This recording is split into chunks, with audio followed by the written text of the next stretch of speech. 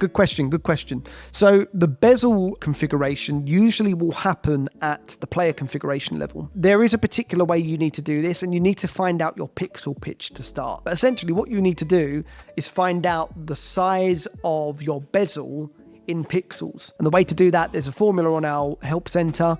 You essentially take the formula, it will take the millimeters of your bezel. So you'll need to find that out either by measuring it or by looking into the manual for your particular monitor that you've got or whatever screen you're using. And using that formula will allow you to take the size of your bezel, calculate it in pixels, and then once we know that, we can shift the pixels over when we're creating our config file, if that makes sense. But let's pretend we're doing this same setup now. So we've got 2160 by 3840, and then to the left of that, that would be 2160 by 3840. So in this case, we've got 0, 0. That would be correct in this case. Let's pretend that the bezel is an extra 30 pixels. Our X coordinates were 2160 to the right. However, that is without the bezel compensation. And if we know that our bezel is 30 pixels, well then in our case, what we can do is just add the 30 pixels to that number. So we can go 2160 plus 30, which is going to be 2190.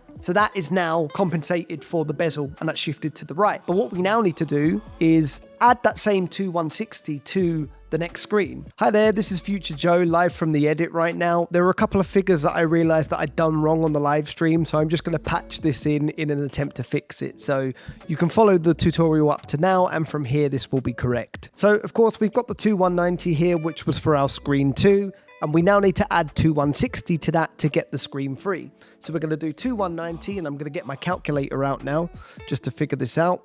We're going to do 2190 plus 2160, which is going to be 4350. But what we then need to do is add the extra 30 pixels, which was the pixel number that I made up that was our bezel.